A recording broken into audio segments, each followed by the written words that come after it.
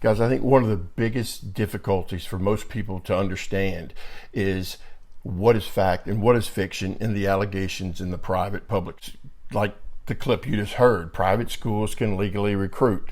No, they can't. The fact is, private schools can accept kids outside their home zone, but they can't go out and recruit. No private schools cannot go outside their zone and legally recruit. That is 100% false. Matter of fact, no one in the state will ever be able to legally recruit in high school. There are going to be segments through this like below here. That's the definition of a recruitment. If you want to go back and look at that, that's great. There's a couple more down the line that I'm not going to go over, but it's going to help explain things. So you've got to understand why private schools are allowed to go outside their attendance zone. Understanding these rules were made back in the 1930s or whatnot, they had no way of predicting where the public and private education would go. So understand that every private school shares a mirrored attendance zone with a public school. Okay, in this decision, you can't let your faith play a part of it, because that's automatically those schools or those kids are going to go to, if they want a faith-based education, they're going to go to the private schools. So you have school 1 and school 2 in this particular example. All right, the academics, the athletics, and the enrollment are all the same. One thing that's different, it's cost. All right, school 1 is free, school 2 is $7,500. 9 out of 10 families would pick school 1, which is, as you figured out, the public school. Or, in other words, 1 out of 10 will select school 2, which is a private school, and private schools just simply aren't going to be around if they only get 1 out of every 10 students in that mirrored territory.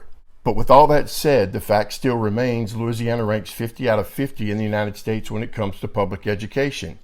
Near or at the bottom of the state rankings are Orleans and East Baton Rouge parishes. Orleans, Jefferson, and East Baton Rouge account for close to half of all the private schools in the state. They're also the worst as far as education is concerned. Maybe not Jefferson, but the other two are. So if you're a parent or if your family lives in these parishes, what do? Do you send them to public or do you send them to private schools? I want to discuss public schools that are in these below parishes who compete against private schools for enrollment. All right, these parishes are also home to nearly 50% of the private schools in the LHSAA. How did they vote?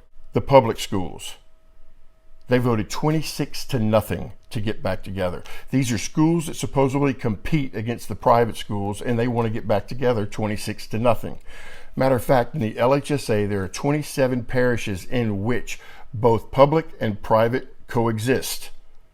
These 27 parishes voted 153-75 in favor of reuniting the playoff format. Now, this is where public and private supposedly compete against each other. It's heavily in favor of getting back together. But if public schools who directly compete with private schools for enrollment overwhelmingly voted to come back together, how did public schools vote who had 0 private schools in their parish? Here's your look. Below are the 22 parishes. There's actually 37 parishes in Louisiana that include 0 public schools, but these 22 parishes have 0 private schools. The public schools in these parishes voted 70-0 to stay split. 70-0 to stay split, and they don't have a private school to compete with. Before moving on, I want to talk about the unlevel playing field for the private school that the private schools give the public schools, as Coach said. But first, we need to answer this one question. Can public schools accept kids outside their attendance zones? Absolutely. But no one ever wants to talk about it because it kills their narrative. The truth is there are federal mandates such as school choice and minority to majority that create a possibility of kids going out of their school zone. 2, there's a local education agency, or the LEA. This is the one that people are probably the most unfamiliar with, but it's the agency that provides the most opportunities for kids to jump school zones. The examples down below, but these are usually found within the school board, and the LEA is an agency that has an administrative control and direction for public schools. The LEA allows for kids to jump attendance zones for any reason they see fit. Most of it's academically, however, there are a lot of athletic exceptions, such as Sabine Parish. There's only one football playing school in the parish. That's Manny. There are 6 others schools, but they're classified either B or C, and therefore they don't offer football. So Manny can enroll any kid in Sabine Parish that wants to play football, and they're only classified 2A. Kevin Foote of the Daily Advertiser wrote an article explaining how crazy Lafayette Parish and surrounding parishes are with kids jumping zones. The article states, in Lafayette Parish, 28% of kids enrolled were outside their home attendance zone. That was either 2018. The LHSA percentage of out-of-zone students enrolled in a school to be deemed select is 25%. Then there's open enrollment. Open enrollment gives a student options in their parish opposed to being confined to their own school zone in which they live. You have Lafayette, Orleans, and Rapides parishes are all open enrollment parishes. Parishes with school districts of public high schools having themed academies, as well as magnet schools and ever-growing charter schools, which also will allow students to jump attendance zones. There's something to note. In the mid-90s, there was a lot of rumors about schools holding kids back in junior high. And it was well known that West Monroe was one of those schools. About when they started arriving on the football scene.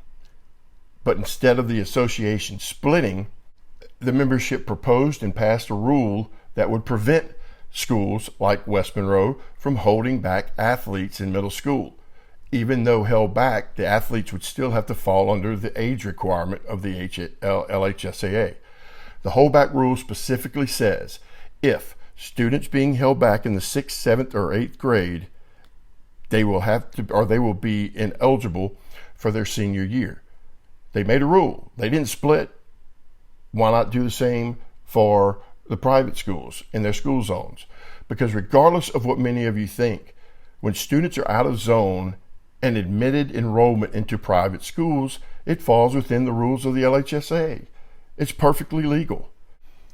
Should there be a checks and balances in place with the LHSA? Yes, there is. But first, I want you to know I understand how public schools feel that this might be a disadvantage. What I can understand is how these same people feel the advantages of other public schools have is no big deal. In my opinion, what is wrong, and splitting the association based on half facts or just because it's a private school is wrong. Some of the biggest public school advocates for the split are the very same ones that have the advantages I referred to a few slides ago. Any association has a checks and balances within their constitution or bylaws. The LHSA is no different. In 2013, when the membership passed the split proposal, the proposal should have never been voted on due to constitutional violations, but I'm going to do you a favor and save that for another day. But what I am speaking of is the principal's obligations to the membership during the process of any student transfer. It's called the LHSA's Principal's Concurrence Form, and I have it underlined.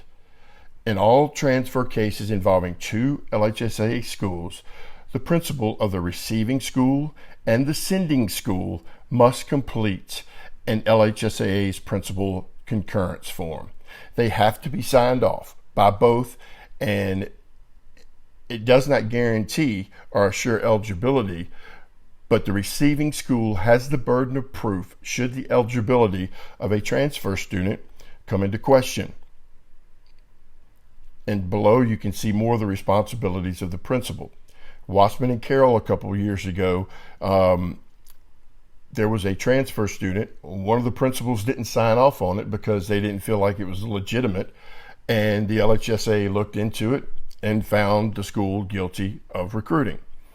And last but not least, these are a few quotes from public school coaches that can be found in Kevin Foote's articles. It just explains recruiting is alive, recruiting is happening in public schools, And even one coach goes as far as to say the private schools always had been recruiting, but I'm telling you right now that it's almost as bad in public schools now.